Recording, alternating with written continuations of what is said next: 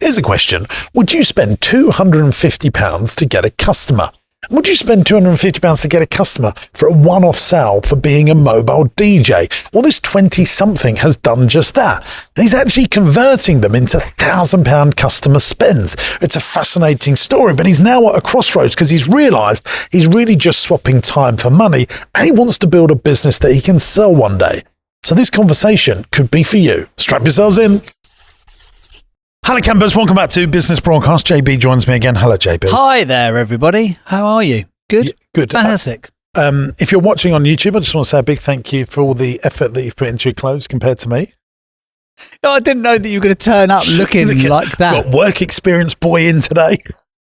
You always look like you're going to a wedding or a court case. Yeah. An amazing tailor that sponsors my content, and he wants me to look good. Michael Frecklewick.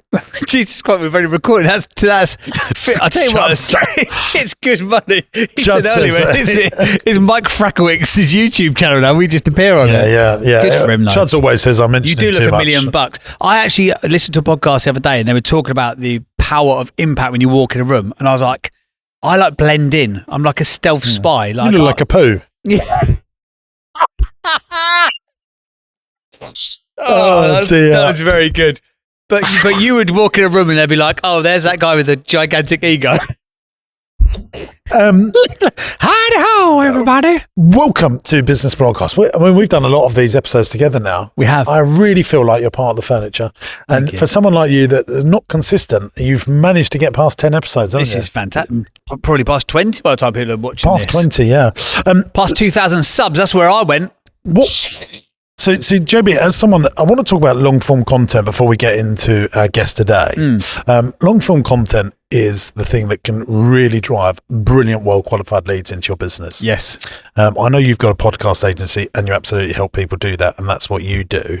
Have you had any leads? So you've been on my podcast, 20 episodes now? I like to think of it as our podcast, but yeah, sure, carry on. Yeah. I will call it ours once you've done 150 episodes, because I've done there, are we? 350 episodes on my own. All right, so on our podcast, you've done some long form content with me. Have you had any meetings with anyone about making podcasts from them? Because I've had 3 direct leads that have come through and 2 that have converted. Yeah. That's the power of long-form content, isn't it? Yeah, it is. We always say, or Chuds always says, who makes my content, I think it's a lovely little phrase he's come up with, short-form content funds your ego, long-form content funds your bank account. Yes. And I think there's nothing more true in business. That is true. Also, in addition to that, and I agree with it, but the battle for long-form attention is fought on short-form battlefields. I have no idea what you just said. Can you just say that again? A little bit. I don't know if I can get it out. If I'll go again.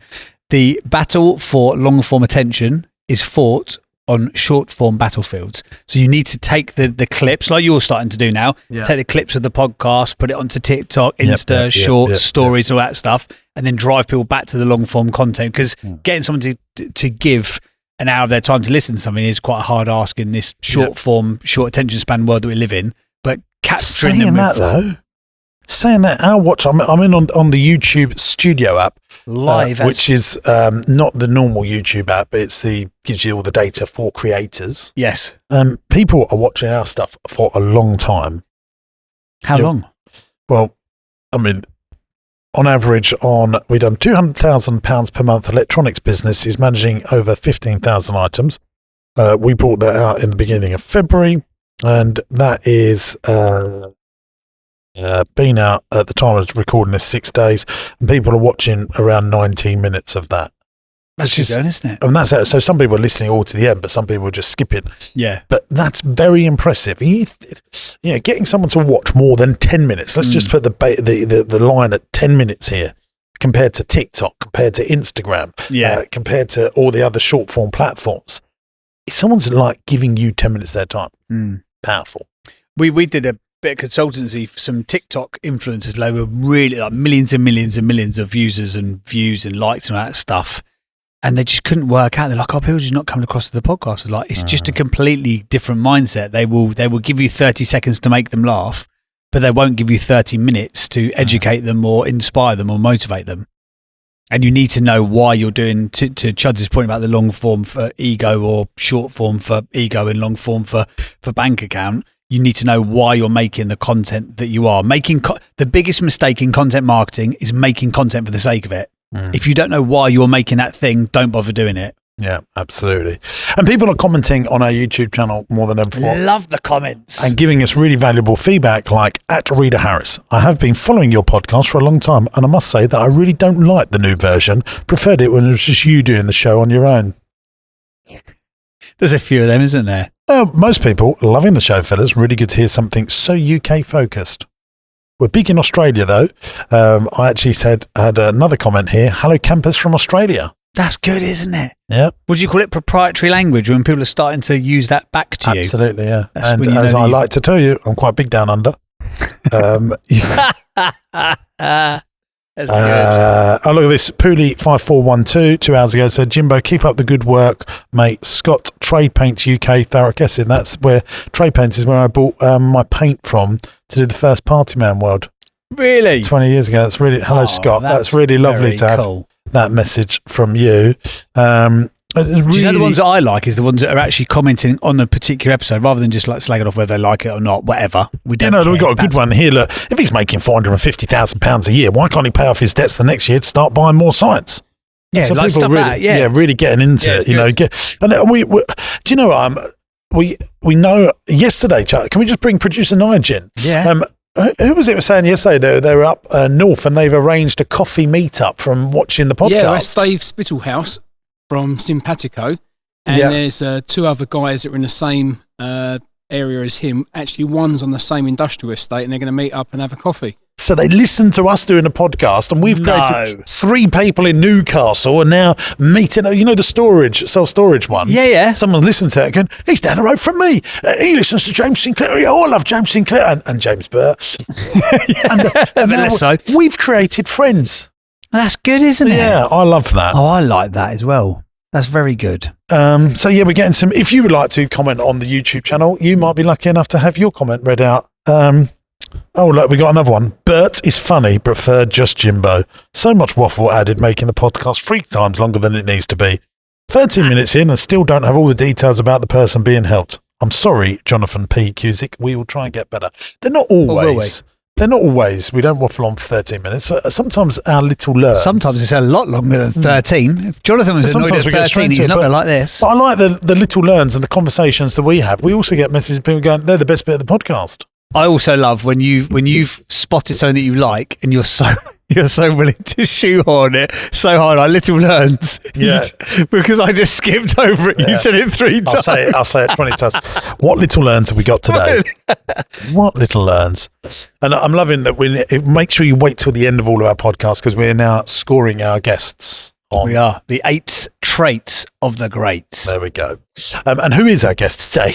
Our guest today, let's find out how he gets on the 8 traits of the greats. So it's Tim Gutteridge from Floor Fillers Entertainment. Yeah. That's a good name, isn't it? Yeah. Back in the early 2000s. He fills floors. Yeah. He fills floors with good times and good vibes. Yeah. It's a DJ agency. An entertainment agency. How long's he been going? Quite a while. 6+ years, yeah. He's been he's been doing magic since he was 6. DJing since he was 13, and he's now 25. So quick maths, 12 years. Yeah. Very similar to how I started out. It is, and he's also really similar. Spotted the similarity. But I think a lot of people who are in that space, if you're entrepreneurially minded, of course you're going to take inspiration from someone who's gone and done as well as you've done, but also you're very open and honest about why you got to the point you got to, going, I can't keep swapping time for money. No, and you get to a certain point in life where when unless you can cover you're your happy bills, with that. Exactly. And I think that's the caveat that we always need to say on this website, because not everyone wants to build a monster. No, some people just want a 50 grand a year, work 2 days a week. You know, family, friends are more important. You know, I like to build monsters, and that's not for everyone. No, it's not. But I think if you get to a point where you're slightly dissatisfied and you've been in the sector where you've been, why would you not? And I think you also, once you've got like bills and stuff paid, and you go, you try so hard to get to that point as a small business owner. Once you've got there, you're either going to stay there because you are comfortable, or you go, what's this horrible, like, nagging irritation that I've always got in the pits of my stomach? Why am I not content? Why am I happy but not content?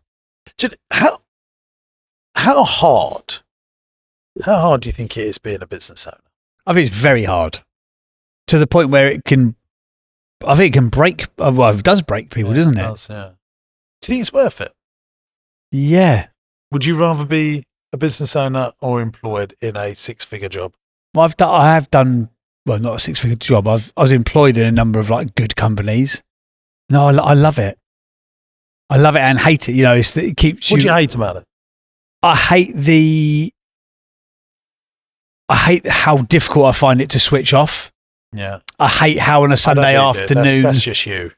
I think if you work for someone, you'd still be like that. Yeah, maybe. I hate that on Sunday afternoons I'm sitting watching a film with the kids and half an hour has gone by and I've not watched a single thing that's going on in this film. And they're like, oh, look, Daddy, that dinosaur's done that thing. I'm like, did it?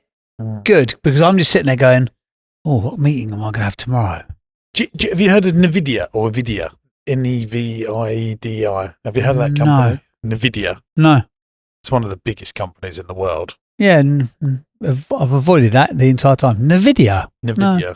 Is it like a makeup brand? No. Never heard of it. I'll take another stab in the dark. Is it a clothing brand? It is. NVIDIA. Oh, why did you not tell me that? NVIDIA. No, still not heard of it. You've not heard of this company? No. What is it? NVIDIA invents GPU and drives advances in AI. It's an AI powering change in every industry. Basically, they make all the chips for AI. Oh, okay. I think they are now in the top 10 most valuable companies in the world. Really? Never heard of them. And they got Sophie the robot. Are they the ones who make Sophie the robot? Not Sophie, this Sophia. guy here. We'll try and put a picture up if we can remember of the NVIDIA CEO. And I watched him on an interview with the guys from Acquired. Acquired done a whole podcast about Oh, did they? About NVIDIA being one of the most valuable companies in the world. And that's how I discovered it. Because like you, I hadn't really heard of it. But they are huge. On another level, huge. We're talking, they're going to be up there with the Googles and they're Oh, really? And the guys from Acquired interviewed him and said, well, if you started a new business, what would you do? That classic answer. Yeah. He said, probably wouldn't. It's so hard. It's like he has made it, billionaire, absolutely made it. And it's just so hard. It is, but also he's saying that from the position of having been there and done it. Yeah. He would start another one. No, he said he wouldn't. I reckon he would though. Maybe he would. But. Do you think it's worth it? You definitely do. Because you could cash in your chips tomorrow. Yeah, why don't I do that? But why don't you do that? Because I'm more scared of boredom and not being around the people that I like working with. I've put a lot of value on, like, I see Jenks, I see Chuds, I see Trace, I see Aaron, and see you, unfortunately, now you're in that group. I look forward to seeing those people. I enjoy them. Yeah. People being around people I really like. They're like. Would you say you love what you do? Yeah, to a degree. I like doing the impossible. I just think it is so difficult. I can see why most people give up. And I always remember that Steve Jobs phrase, most people give up in business because they're sane. Yeah, true. And there is some insanity around it. I've got a guy who's just come to start working with me, actually, and he was running his own thing for 2 or 3 years. And he's like, I always saw going back to having a job as a failure. And he's like, and I've realised that I was categorically wrong. He's like, because the thing that I thought I liked was business, but actually I just love marketing. And now I've got a job working for a cool company, working for a super handsome boss. Hello. And now I just get to do what I really like doing, which is the marketing all day, every day, not the business part. I'm re-listening as well to Felix Dennis, How to Get Rich.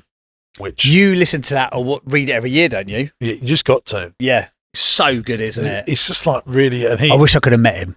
Oh, me too. Him and you having a podcast, that would have been gold. Oh my God. That would have been so good. Then and Jim Rohn. Yeah.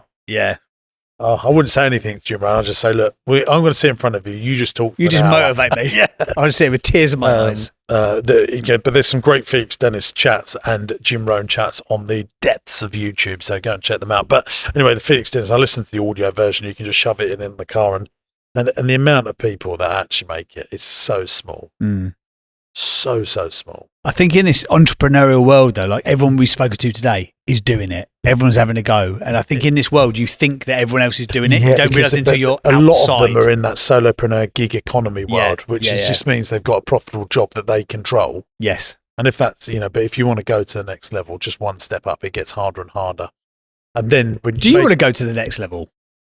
Yeah, I just think weirdly, I'm just wired up weirdly.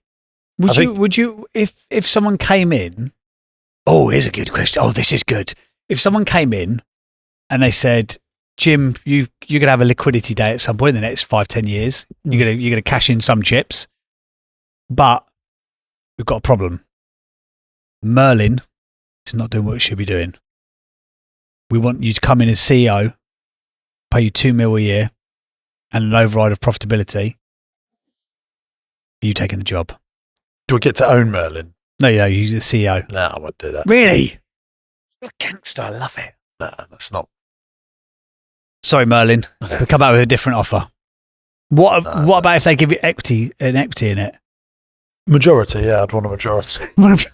You want the moon on a stick. I'd rather have no salary and a majority of the company. Would you invest I don't like is I don't want to answer to a load of board members and shareholders. No, that's fair enough. So if you did have a liquidity event, would you invest in other people's businesses where you don't have to be the operator of the thing?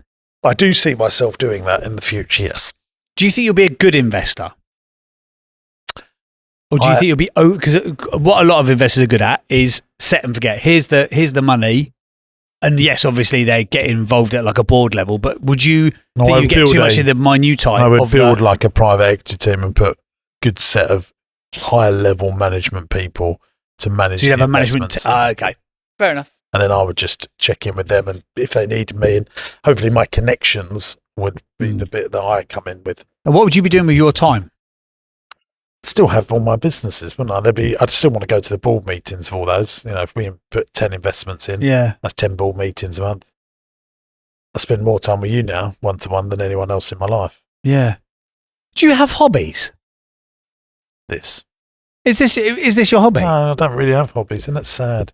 That's what I mean. Hayley said this to me the other day. She went, you need a hobby. She went, you're weird. You need a hobby. I was like, I'll go running. Yeah, but she's like, you're running for a purpose. You never do anything for enjoyment. You're just like, I'm going to run until like your legs fall off and do a marathon. Yeah, would you say you have a hobby? What do you do on like a weekend?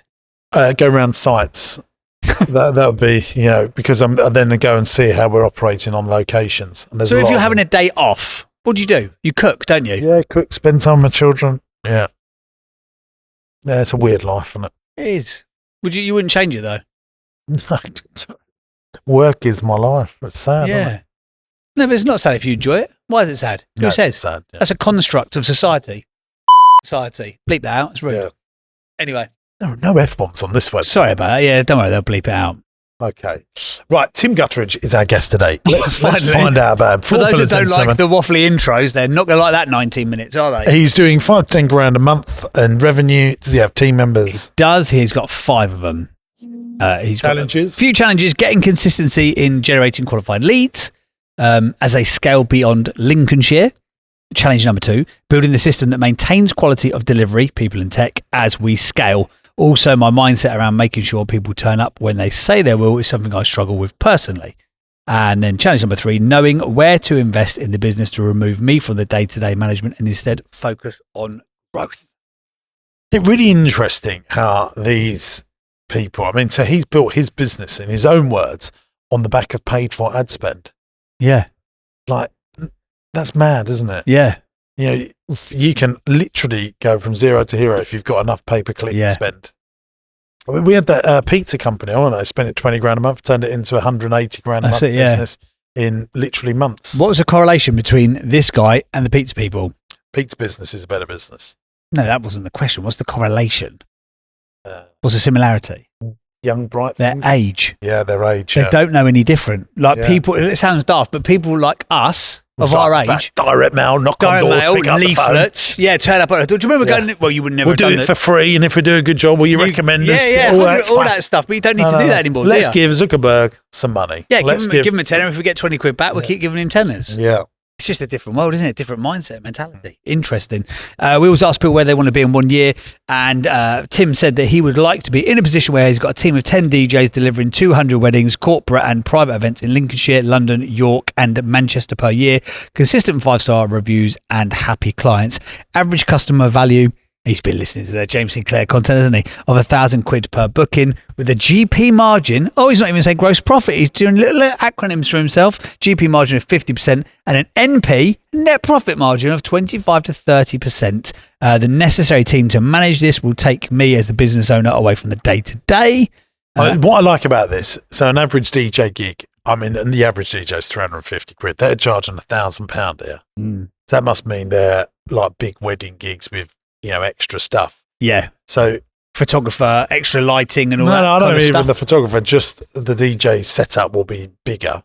Right. Not many people are paying £1,000 for a DJ unless it's a big wedding gig or something like that.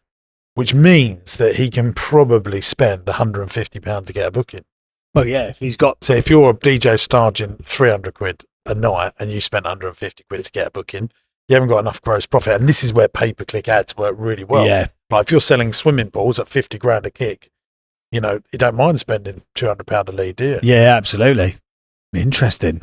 What does a business look like when it's finished? A team of 50 DJs delivering events across major cities and destination venues across the UK.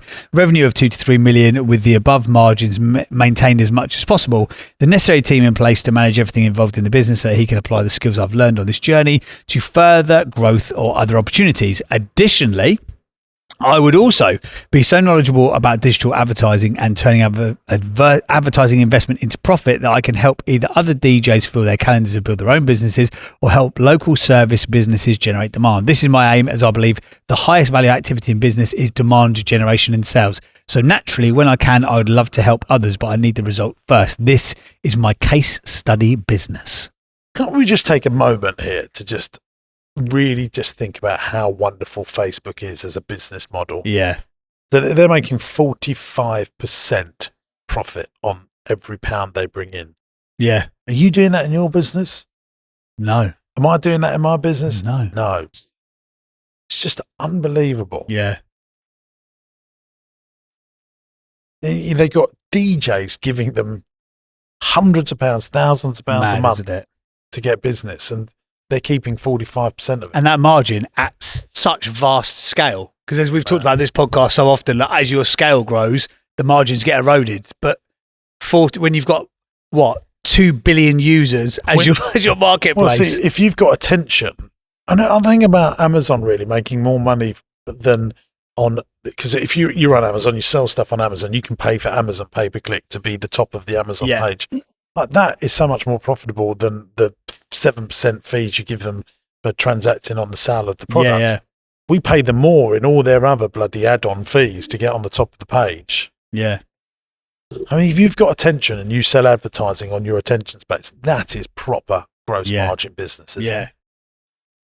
Isn't it just? I mean, I listen to this, I think, we've had, in the last episodes, that pizza company and this business. Yeah, how many businesses, when you think about it, have Facebook actually create? How many businesses has it enabled? And I think about Party Pizza is like with the 20 grand a month that we spend on AdWords. It's a lot of money, isn't it? It is. I mean, it's £250,000 a year, isn't it? You kind of just get to a point of forgetting, when you first started out in business, if you just said £250,000 in spend in one business in 1 year, you'd have fallen over. And I'm quite happy for it to be £1 million. Yeah. Oh, yeah. It's just when you pointed it out, I really got my brain. Yeah. Okay. Do you ever look at businesses like this and go, that's like a digital thing is easier than having a farm park that needs to be open at 8 o'clock on a Saturday, that needs 100 staff to service a demand, that has... Sometimes. What the DJ thing? Yeah, no, not DJ, but like digital stuff. Do you ever think, I would love to go down the route of saying there, like, have I ever thought about creating Facebook at point 2? You put yourself in the same bracket as Zuckerberg and Bezos quite often on this podcast, as regular listeners will know. But have you ever thought about like the digital, like for example with Entrepreneurs University, which is great value by the way, guys. You can try it for free for 14 days, and it's only $49.99 per month. Less than a pair of Nikes to grow your business.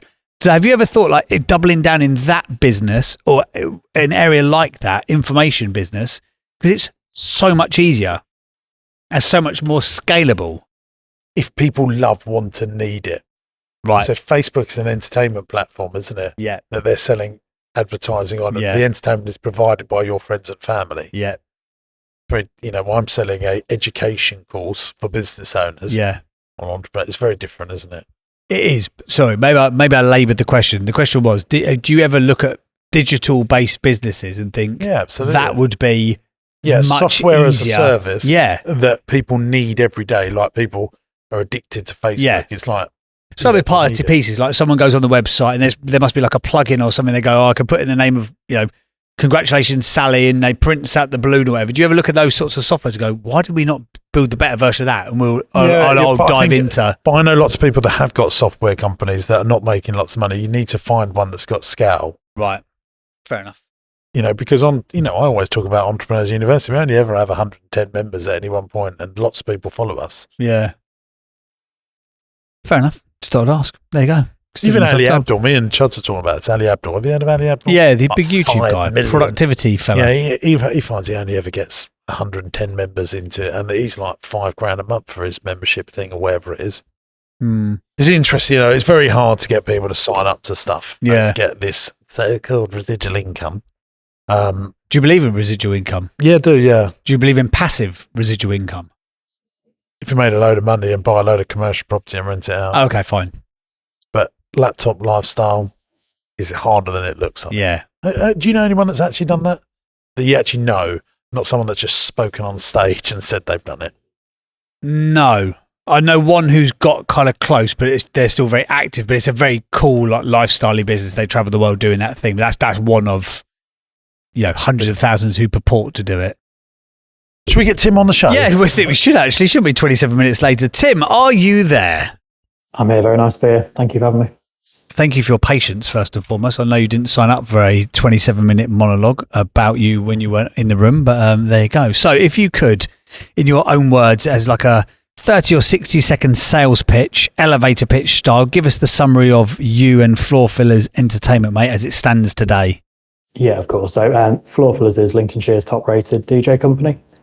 We've done over 600 events over the last decade since I started when I was 13. We've now got a team of 5, and we're best known for filling dance floors. That's a good sales pitch. Sales pitch. Why is your average order value £1,000 when most DJs would be nowhere near that? Yeah, so there's sort of several reasons. One is every single booking with us has a backup DJ assigned to it. So one of the biggest problems in this industry is DJs pulling out last minute, whether that's 2 days before a wedding or a couple of hours. Really? Blimey, I've never. I would be sick and not sleep if I ever let anyone down when I was doing it. It's unbelievable. And yeah, I mean, we get 5 to 10 calls every week from couples who are just devastated. So we had a backup DJ because if someone's ill and say sort of genuinely ill, fair enough. We've got a second person who's ready to go and make sure that that event still happens. We work with DJs who have had at least 10 to 12 years in the game and have DJed a certain number of events. And they are very, very good at what they do. So we've got over 80 5-star reviews across the internet. We are just very, we've built a good reputation, and that allows us to sort of charge that little bit more than most. So it's just because there's a backup DJ, people are prepared to pay way over the odds. It's not because there's a bigger setup or anything.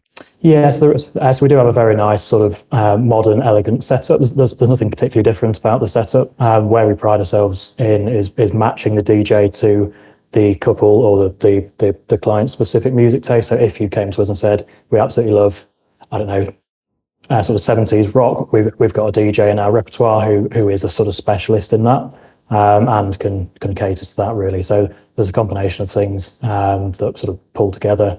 And then are sort of backed up by those reviews. So your challenge number 1 is getting consistency and generating qualified leads online as we scale beyond Lincolnshire. What do you mean by that? Yeah, so I've grown the business currently using Facebook and Google Ads, as you touched on there. We have seen the price fluctuate as we've tried to scale that. And especially in the large cities, London, York, Manchester, which makes sense. It's a more competitive sort of market to be advertising in. But it's really sort of going back to what you said earlier about the offline methods of marketing. It's trying to work out what angles you would maybe approach that from to then combine with the digital ads.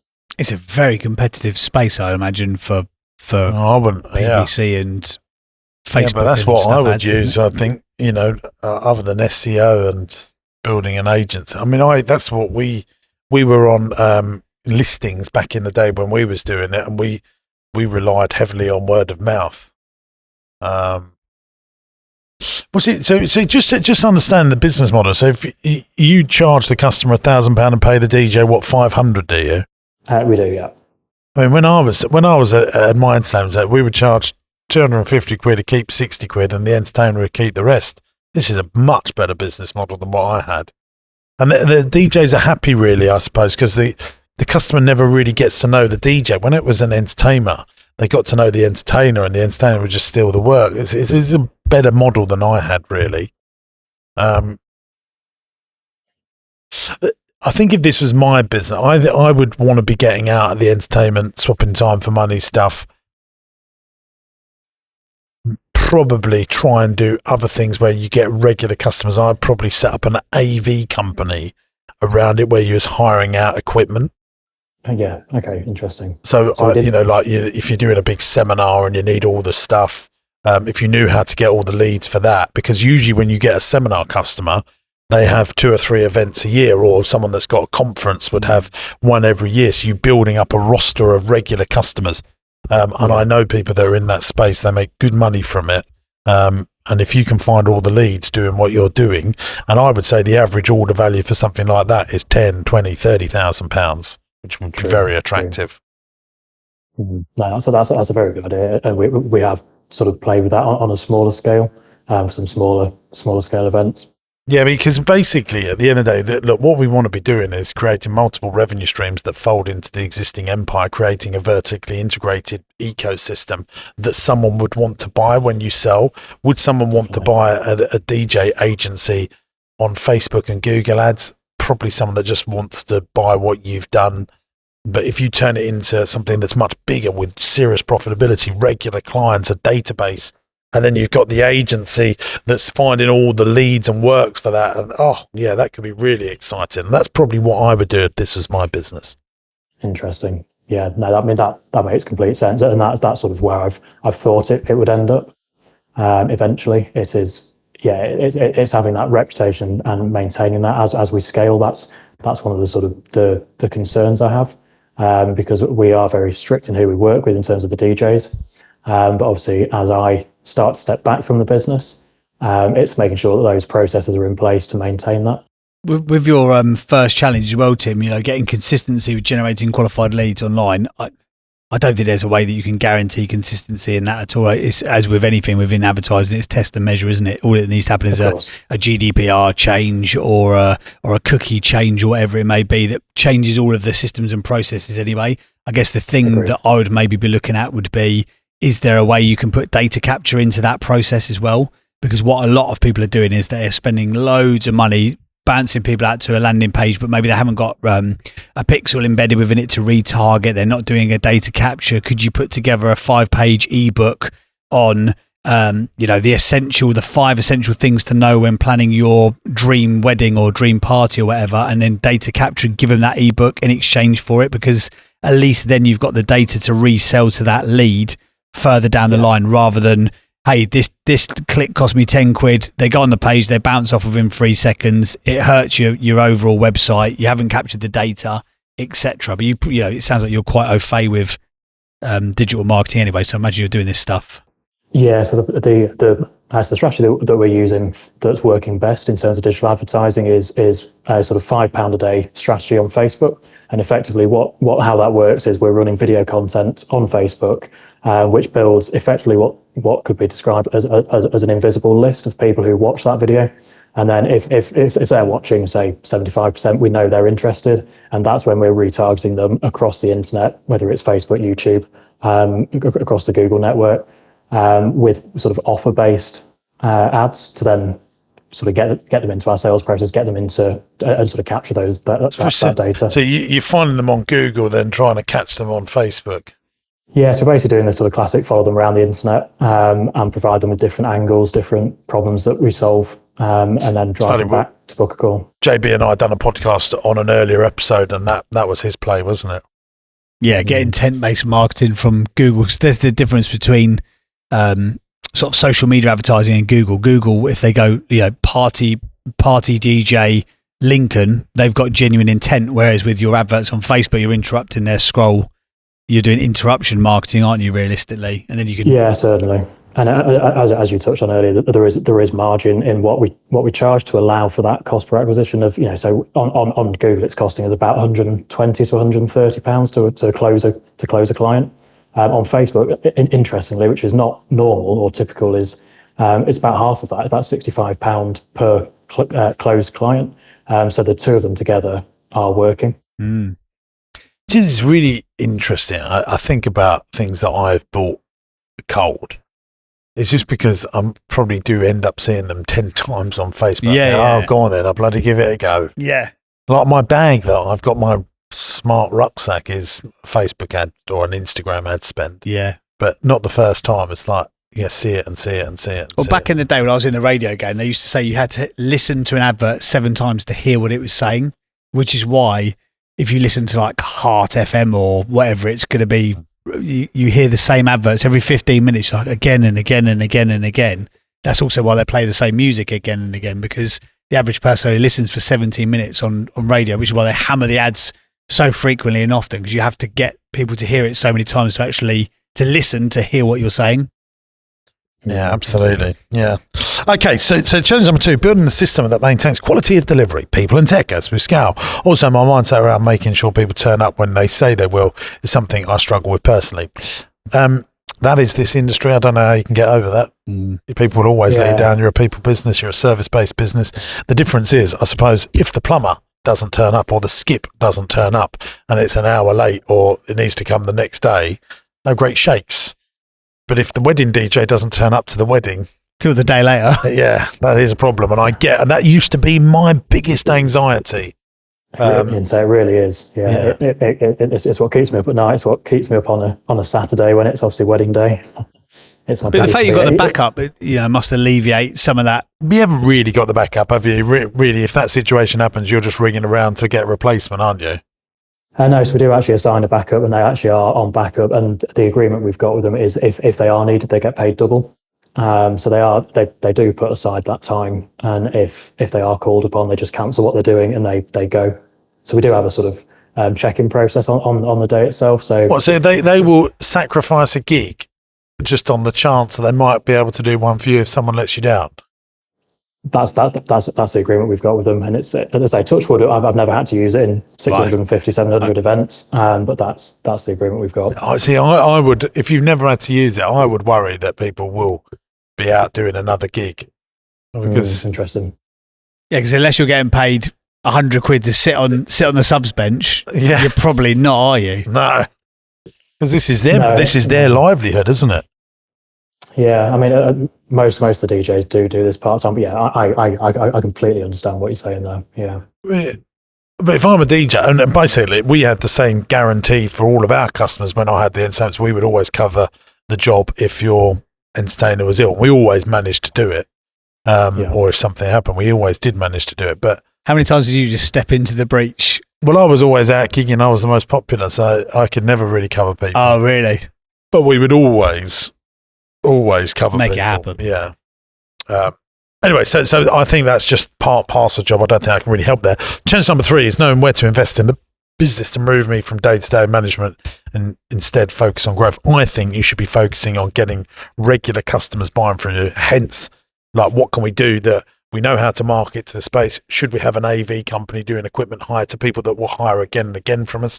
Problem with the entertainment wedding trade is people, unless they're getting divorced, only need you once a lifetime. Mm-hmm.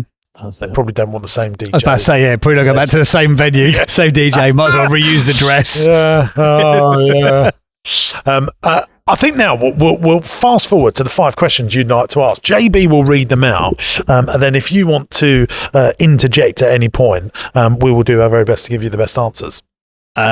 Yes, because you've already said that you're using this as a case study business, and this is your learning ground anyway. So this probably makes more sense to do it this way around. So, one of your questions that you asked. Question number 1: what areas of the business would you outsource first, and to whom? Well, this would be a good one because don't like outsourcing. What do you actually mean there? Because we might have got that.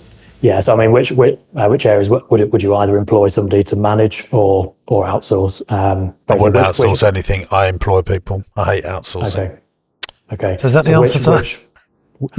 So did you have Aaron, who's your group MD? Was he in on the party company? Yeah. He started on the entertainment agency, baby.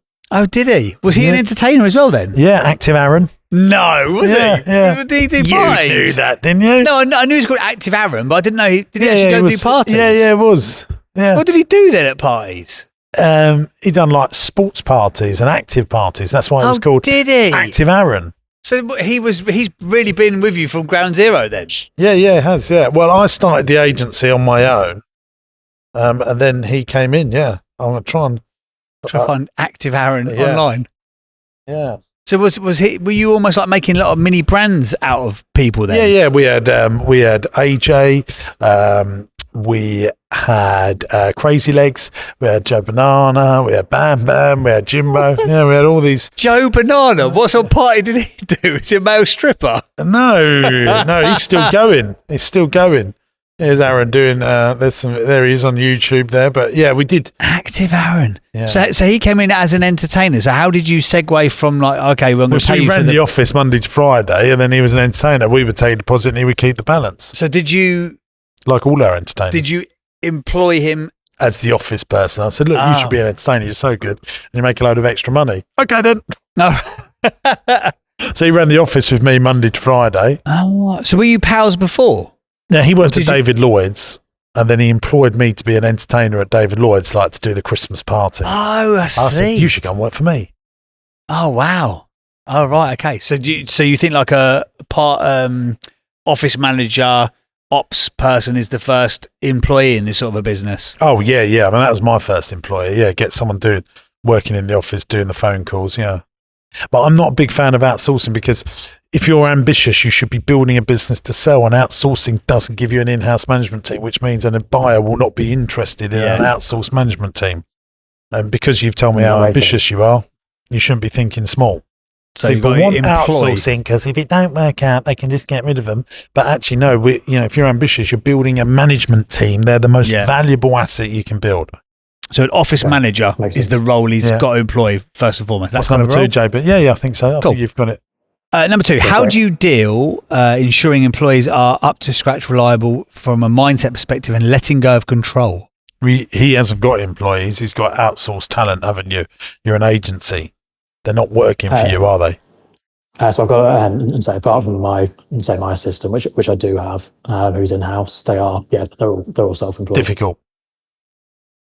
Yeah, because they're not employees. They're their own business, subcontracting for you.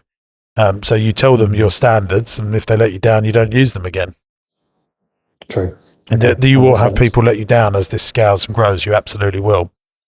Yes. I suppose this comes back to a point we've talked about before about content marketing. It's not just great for finding an audience, but also the best people will want to come and work for you. So if you're putting out content saying, around creating the best entertainment business in Lincolnshire, then the people who are around that area will want to come and work for you, and then they will buy into your brand values and your mission and all the rest of it. So you will get, I guess, by default, a better echelon of talent by putting yourself out in the best way possible.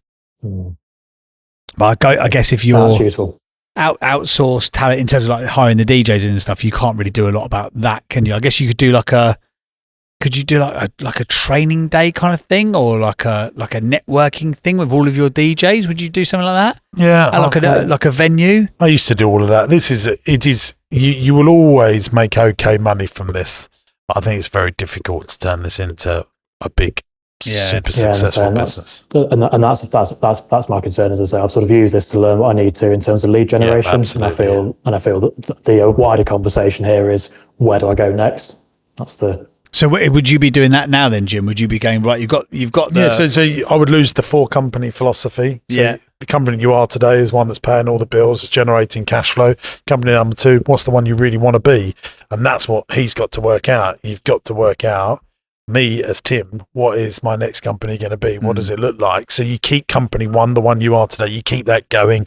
That's generating your cash flow, and you're using that positive cash flow, the profitability, to help you build the second one that's going to be something much better. So because you mentioned before about like bringing the AV company or the corporate party booking or whatever, but if he's got the experience on like digital ads and all that stuff, and that's the thing he's really passionate about as well, would you segue to that business and keep the DJ thing ticking over as a cash business? I mean, look, if you know, it always shocks me. People that really get marketing and know how to market should put that into their business rather than setting up a marketing agency. Right. I think if you're really good at marketing, you might as well put it in something that you can sell. And it's very difficult to sell a marketing agency. What about this business though, where it's difficult to sell? So if he's... Well, that's what I'm saying. The next one, I would definitely be doing that AV business. Rather than a marketing kind of arm. Oh, okay, fair enough. And I would build, because who wants to buy...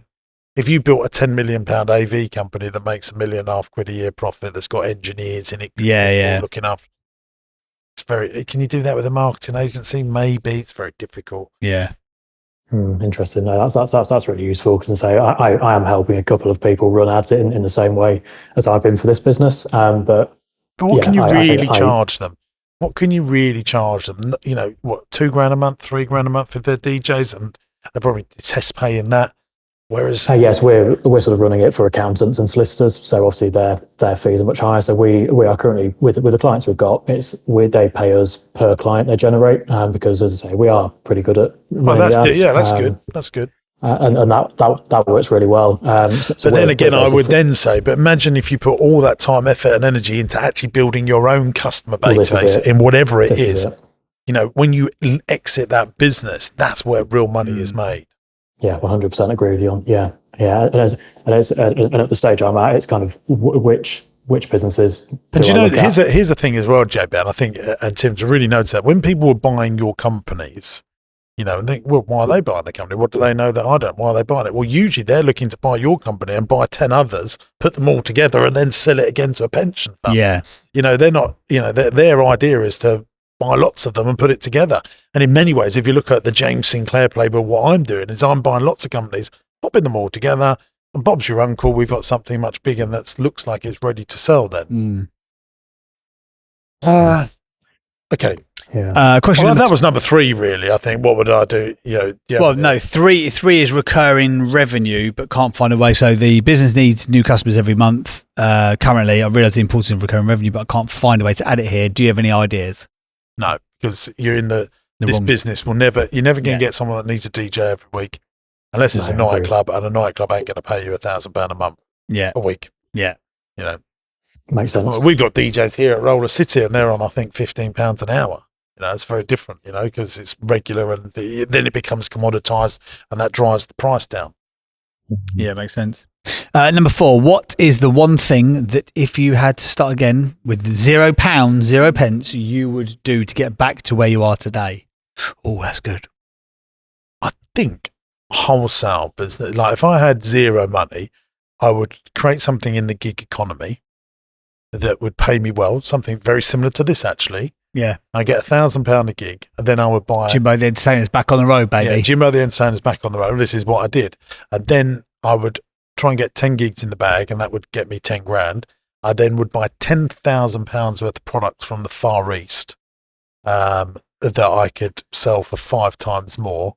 On your gigs? Yeah, maybe on my gig, but like little pocket money toys. And then I would build a wholesale business selling to... Well, I actually did it with kids stationery very recently. I've done a video on YouTube actually explaining this step-by-step in process. And so I would buy stuff and then I would look to build a wholesale business. So what I said is I would buy kids stationery and kids pocket money toys, go to schools and say, you know, that schools sell books and they have book club days. Yeah. I would say to them, look, here's all the stock. Try and sell it. You keep half of the money and I'll have half the money on a sale or return basis, and the PTA run it. And then I would go to all different schools doing something like that, and that would really explode the growth. That would be because the PTA is always looking to make a bit of money, aren't they? Yeah, of course. PTAs do. So look, I'll give you all this stock. Like the kids can use it in lessons and stuff like that. They all come in after school. They generate 700 quid. You keep half the money. I keep half the money, and I've given you all the stock. But remember, I'll be manufacturing it in the Far East. So I need to generate 10, 20,000 pounds worth of gig economy money. And that would be very quickly turn into something very powerful. Nice. So you're impressed with that? You didn't think I'd say that, did you? No, I didn't. Why are you looking at me so romantically? I got lost in your eyes there. I forgot you've still got it, haven't you? You can still turn a quid if you had to. Yeah.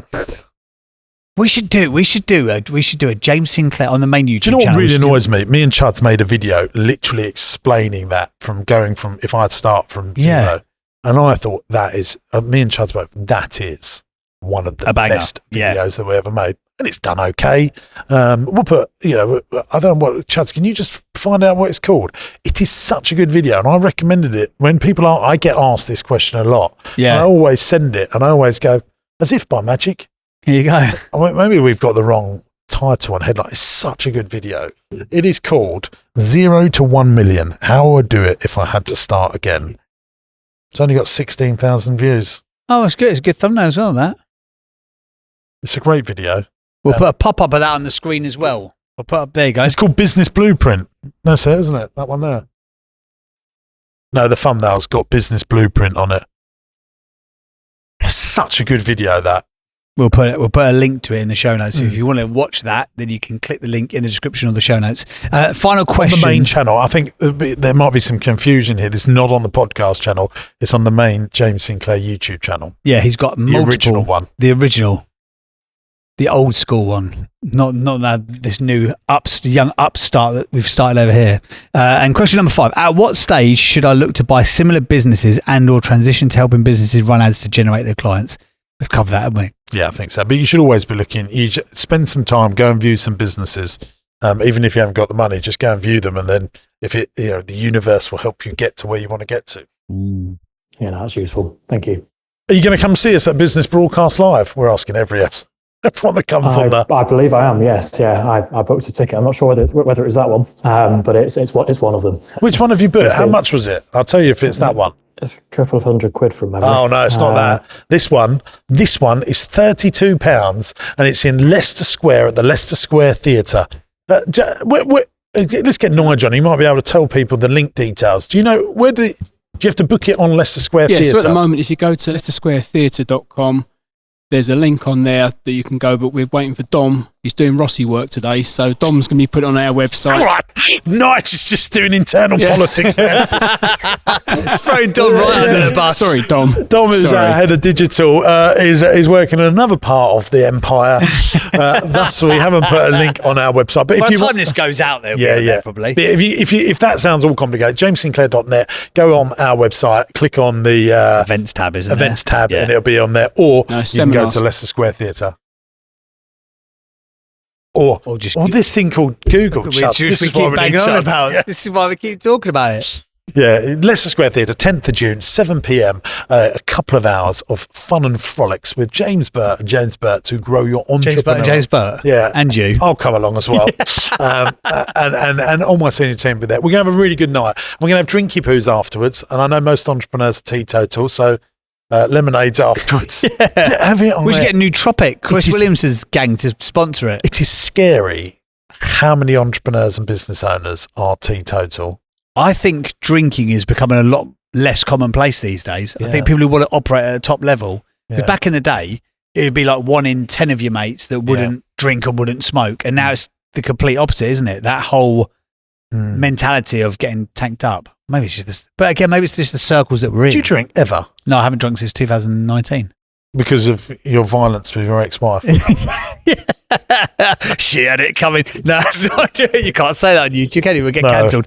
No, I get gout because I'm like a little old man. Yeah. And I've only got one kidney, so I shouldn't drink anyway. Okay, it's a good excuse not to. Right, let's grade this, man. Tim, we're going to grade you on the 8 traits of great entrepreneurs, and I think we'll get you to get your opinion as we go through. We've never done this before. No, we're quite harsh. We are, honestly. Even if you're there, we'll still tell you what we think. Good God. JB will now get the 8 traits of great songs together. It's Tina Turner, Simply the Best. Is that coming? If you're sure, no, it's going to be this one today. Okay, number one, starting with the end in mind. Do you feel like you start with the end in mind, Tim? You can't quiz him and then you say you're going to be harsh and then get him to give you the answer. Well, because I might disagree with you. Oh, fine. Go on then. Sorry, Tim. I would say I know where I want to be in 10 years. All right, we'll give you that. That's one. Number two, passionate about your calls. Are you passionate about your thing? I don't think you really are. You can't wait to get into something else, can you? I'm passionate about the ads. I'm not necessarily passionate about the events. Passionate about the ads! Oh, Zuckerberg will love you when he come on. So you're passionate about your calls in marketing. We'll give you that then. So that's two. Number three, untold amounts of resilience. How resilient are you? Have you been tested enough yet? I wouldn't say I've been tested quite enough yet. All right, we're not giving you that then, so that's a no. Number four, the master relationships with people. How good are you at relationship building with people? I've built a team of, say, about 15 to 20 DJs. We've had hundreds of sales calls which have converted pretty well. So all right, we'll give you that. I'd say fairly good. 3 out of 4. Number 5, commercial awareness. Do you produce a monthly profit and loss? I produce a monthly profit and loss, yeah. Oh, he wasn't expecting that. No, it's good. Sinclair stepped on the banana skin of young entrepreneurs. Do you Here he goes. feel Let's like go you're really deeper good on now. your numbers? Do you really feel like you're a strong numbers person? Yeah, I'd say data. I actually was going to say yes, he is, because if you're doing ads well, you really have to be quite commercially aware, really don't do. you? Fine, okay. Right, so he's got I'll that. let you give that to him vicariously. So he hasn't tried Rosette. So we got. You're a master marketer. He is a marketer. Yeah. Isn't it? So we're giving you a master marketer. You stay teachable and curious. You actually do have a passion for learning. So you've got. And he's 20, 23, 24, 25. How old are you again, Tim? 25. See, I knew one of them was right. Tim is a win. Tim for the win, yeah. Tim for the win. So you got one. You only got one out. So you got 7 out of 8. You are on your way to being 8 traits of the greats. Congratulations, Well, Tim. much. There's an award. You get nothing for it at all. You get nothing for it. We don't even have business broadcast mugs that we can send you in the post for saying Oh, thank we you for should it. do, We should shouldn't do we? that. Do that, yeah. Yeah, we should come up with a novelty prize. And if you just send us a £5 envelope for. Could you not postal send them packaging. Could you not send them a giant 8 balloon? Do you know what? We are In a going to do party it. Do you know pieces? what? We should send them a personalised card saying thank you for being on. We can do that. We've got all the technology to do that. We can open up a corporate gift section on Party Pieces so people can send their clients thank you cards and brownies and cakes and teddy bears and balloons in the post, or prospect cards. It's a good idea, isn't it? That's a good idea. I have all the information and the availability and the systems to do it just on the other side of that wall. So it's all going to get actioned. Yeah. Fantastic. Tim, if there is somebody listening who is in the Lincolnshire area and they want a fantastic DJ for £1,000 for their party, where can they go to? Yeah, so if they go to floorfillersentertainment.com or my personal website, which is just my name, .com, timguthridge.com, then they'll find all the details there. Awesome very much. stuff. Brilliant stuff. Thank you, Tim, for being on. We appreciate it. Good Thanks luck, very and we much will for your time. see So you. we appreciate it. Nice one. All the best, mate. Take care. So there you go. There's Tim. How lucky are we to get to speak to such bright young things? Yeah, it's cool, isn't it? He's going to go far, isn't he? Oh, yeah, definitely. He's got 25 Facebook years ads and old. Google ads. He knows it Yeah. inside and out and upside down and round and round. I did the little things where he just went, like if it cost me £65 to convert a customer over on Facebook, I bet a lot of seasoned business owners ain't spending £65 to convert a customer. But he's like commercially aware and worked that all out, and it's fine with it. That generation is digitally native, aren't they? They live their life online and always have done. Like, they haven't had a world without the internet, instant connectivity. Like ads to drive traffic is just like the way in which that they live their life. As you say, it sounds daft, but the 15-year age gap between him and sort of us. I know you're not quite there at the age of 40 yet, but we did How old are you? 40. Oh, yeah. So we did do, I look it today as well. But so we did do, like I say, leaflets, knocking on doors, lumpy posts and all that stuff, which still has a place. Yeah, well, I think that place is more powerful than ever before. 100%, because less people are doing it. Because Absolutely. the perception of this is that it's actually easier, even if it inadvertently ends up being more expensive. But this generation are just used to, they want what they want and they want it now and they'll pay to get it quickly. Okay, guys. Well, a little plug from me. Don't forget, there's 2 YouTube channels. We've got the James Sinclair original YouTube channel, which is just James Sinclair, which has got other content on. Made some great content recently. What are the best YouTube channels on YouTube, I would say? Genuinely. I know I've got to say this because I'm your pal, but I was a fan before I was a friend. And I'd say most days I'm more of a fan than a friend. Okay. Very good, though. And what do you think of our podcast channel? Oh, sorry. Sorry, he gets very emotional when he talks about YouTube. Come on, babe, you're all right. Yeah. Bring it back in. You okay? Yeah, what do you think of our podcast channel? I really enjoy it. That you get to be a part. Yeah, I like your podcast channel that I inadvertently pop up on. No, I think it's nice. It's good. I think I love the fact it's UK businesses predominantly, because I don't think there's lots of good podcasts that are about UK businesses. I think we're going to get more international though as we trundle on. Yeah, which is fine. But I think that the fact that podcasting is bigger in the States than it is here. So you get more big podcasts in the States vicariously, and you get more business podcasts in the States. But I love talking about pounds, shillings and pence and VAT and stuff that actually affects UK business owners. And I like the fact that it's people who are open, honest and transparent who are doing the stuff, rather than the theory of, I could do this, that and the other. They're actually doing bits in the world. And if you'd like to come on this podcast and have a chat with JB and myself about growing your business, you can. It's absolutely free to do. There's zero cost to do it. No. You just want it to be open and honest. We don't really want experts on. We want people that are in the trenches. Yeah, doing the thing. Having a go. They want to grow their business, but they've got some challenges. And then, yes, we will expose your business to tens of thousands of people. That is a byproduct of coming on, but not the main reason to come on. And if you would like to come on, you go to my website, jamessinclair.net, click on the podcast button. There's an application form. Fill in the application form, and we will try our very best to get you on. Yes, we're doing these twice a week now. Sundays and Wednesdays on YouTube, and Monday and Thursday you can listen on the podcast. So eventually we'll get to you. We're getting more and more applications than ever.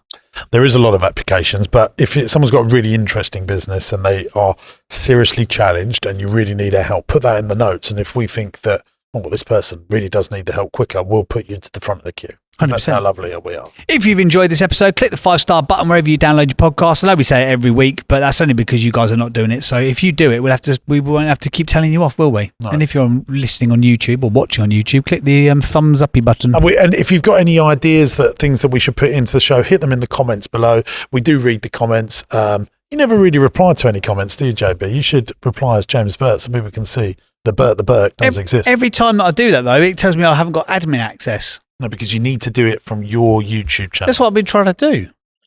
Well, look, we're not here to tell you how to use the internet. You'll have to. Also, I don't want it to look like I'm trying to funnel people to my half-assed efforts of podcasting on you haven't other got YouTube James channels. Burt Google YouTube. No, I haven't. No. Biggest belief. I don't know why I'm even doing this with you. Right. Thanks for listening, gang. We'll see you in the next one. Bye-bye.